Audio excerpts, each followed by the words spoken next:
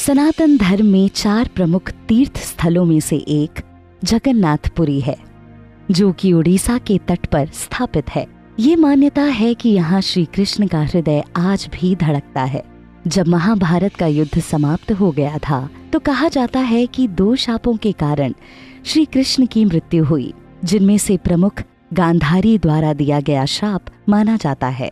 उन्होंने खुद कृष्ण से कहा, कृष्ण, कौरव वंश को समाप्त करने में आपकी भी मुख्य भूमिका रही है, अतः मैं आपको श्राप देती हूँ कि जैसे मेरे पुत्रों के साथ मेरे वंश का अंत हुआ, वैसे ही यदुवंश का अंत आपके नेत्रों के सामने हो जाएगा। श्री कृष्ण ने भी इसका उत्तर उनको दे दिया, आपके साथ जो हुआ वो आपका प्रारब्ध था और मेरे साथ जो होगा वो मेरा प्रारब्ध होगा। मैं आपके श्राप को भी सहर्ष स्वीकार करता हूँ। ये कहकर कृष्ण वहां से चले गए। अन्य कथा के अनुसार कृष्ण के पुत्र सांब को मिले श्राप से यदुवंश का अंत माना जाता है। कहा जाता है कि ऋषि वाल्मीकि, नारद मुनि और अन्य ऋषि द्वारका का भ्रमण करने आए थे। ऋषि वाल्मीकि को वो स्थान बहुत सुंदर लगा। वो सबके साथ खड़े द्वारका नगरी को निहार ही रहे थे। वो सबके साथ खड़े द्वारका नगरी को निहार ही रहे होते हैं कि तभी सांब उनका उपहास करने के लिए गर्भवती स्त्री का रूप धारण करके उनके पास आ जाता है और कहता है, ऋषिवर, आप तो इतने ज्ञानी हैं, बताएं मुझे पुत्र होगा या पुत्री? पीछे खड़े सब लोग जोर जोर से हंसने लगते हैं, जिससे ऋषिवर को सांब के मजाक का पता चल गया। उन्होंने क्रोध में आकर सांब को श्राप दे दिया, ऋषि मुनियों से उपहास करते हो, तुम्हारी कोख से मसूल उत्पन्न होगा, जिसके कारण पूरे यदुवंश का नाश होगा। जाओ, ये मेरा श्राप है।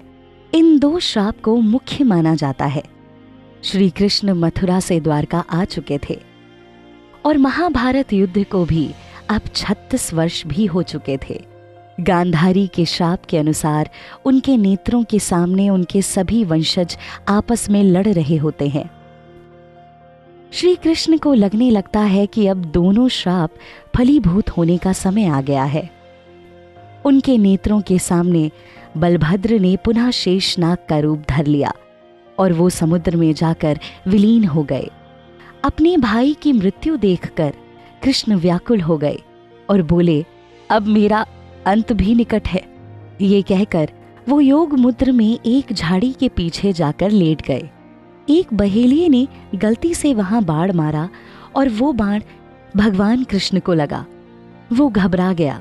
श्री कृष्ण ने उनको समझाते हुए कहा, घबराओ मत वत्स, तुमने तो बस मेरे ही कार्य को सरल किया है। अब मुझे इस जन्म से मुक्ति मिली, वैसे भी मेरे सभी कार्य अब संपन्न हो गए हैं।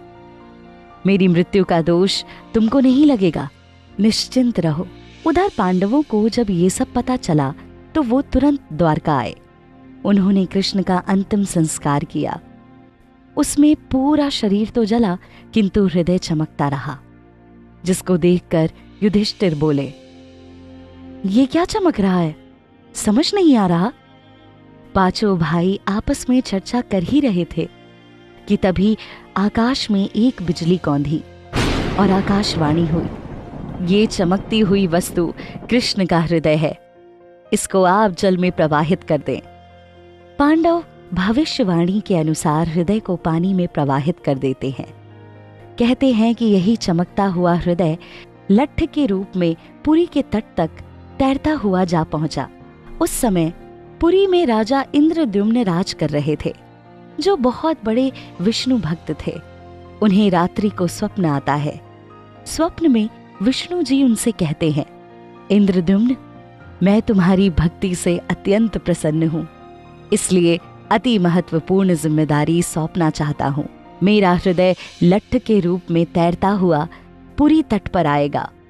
उस लट्ठ से तुम एक मूर्ति बनवाना और फिर उसकी प्राण प्रतिष्ठा करवा देना। ये कहकर भगवान अंतर्धान हो गए।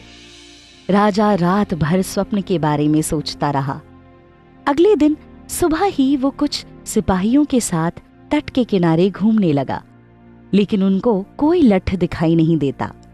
उन्होंने अनेकों तटों को घूमा, किंतु कई दिन तक उनको लट्ठ दिखाई नहीं दिया। वो ईश्वर से प्रार्थना करते हुए कहते हैं, हे ईश्वर, ये कैसी परीक्षा ले रहे हैं आप?